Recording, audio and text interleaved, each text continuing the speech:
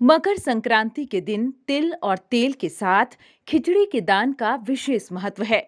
इस दिन खिचड़ी के दान की महत्ता को कुछ इस तरह से भी समझा जा सकता है कि इस पावन पर्व को उत्तर भारत में खिचड़ी के नाम से भी जाना जाता है। मान्यता है कि मकर संक्रांति के दिन खिचड़ी का दान करने और खाने से विशेष पुण्य की प्राप्ति होती है। चावल और काली उड़द की दाल से मिलकर बनने वाली खिचड़ी के दान में काली उड़द शनि संबंधी दोष को दूर करती है, जबकि चावल और जल का संबंध चंद्रमा से होता है, जो मनुष्य को अक्षय फल प्रदान करते हैं। वहीं हल्दी का संबंध देवगुरु बृहस्पति से और हरी सब्जियों का संबंध बुध ग्रह से होता है। खिचड़ी में पड़ने वाला घी का संबंध प्रत्यक्ष देवता सूर्य से, तो घी का संबंध शुक्र ग्रह से होता है। इस तरह देखें तो मकर संक्रांति पर खिचड़ी का दान न सिर्फ धार्मिक दृष्टि से बल्कि ज्योतिषीय दृष्टि से भी बहुत महत्व रखता है। मकर संक्रांति के पर्व पर खिचड़ी बनाकर खाने और लोगों को इसे प्रसाद के रूप में खिलाने की परंपरा का संबंध उत्तर प्रदेश के गोरखपुर में स्थित गोरखनाथ मंदिर से है, जिसकी शुरुआत कभी वहां पर बाबा गोरखनाथ ने की थी। मान्यता है कि खिलजी के आक्रमण के समय जब नाथ योगी उनसे संघर्ष कर रहे थे, तब उन्हें अक्सर खाना बनाने का समय नहीं मिलता था, जिसके कारण वे अक्सर भूखे रह जाने के कारण कमजोर होते जा रहे थे। ऐसे में बाबा गोरखनाथ ने इस समस्या का समाधान निकालते हुए योगियों को दाल, चावल और सब्जी को एक साथ पकाने की सलाह दी।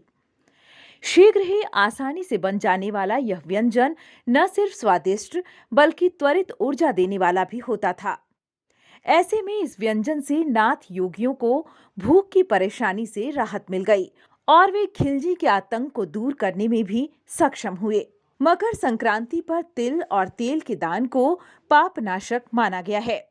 ज्योतिष के अनुसार मकर संक्रांति पर तिल से सूर्य देव की पूजा करने पर आरोग्य सुख में वृद्धि और तिल के दान से शनि संबंधी सभी दोष दूर होते हैं और सुख सौभाग्य की प्राप्ति होती है। मान्यता है कि मकर संक्रांति के दिन दिया दान अगले जन्म में करोड़ों गुना बड़ा मिलता है।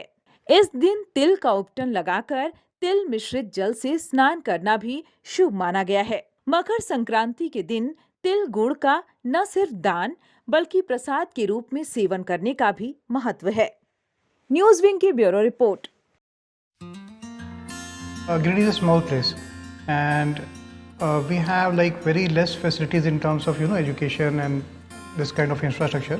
It came to our mind that basically there should be good opportunities for the students of Girirdi, those who are leaving the town and going outside for studies, their higher studies and their education.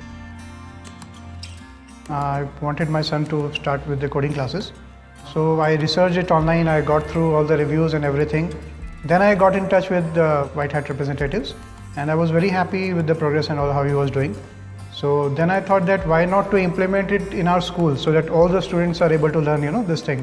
I started coding because we can make our thoughts real. We can interact with the computer. White Hat Junior is helping me to create a web browser. And I think on this part, White Hat is actually leading, on this coding platform. It is definitely a very good platform and one should implement in every school.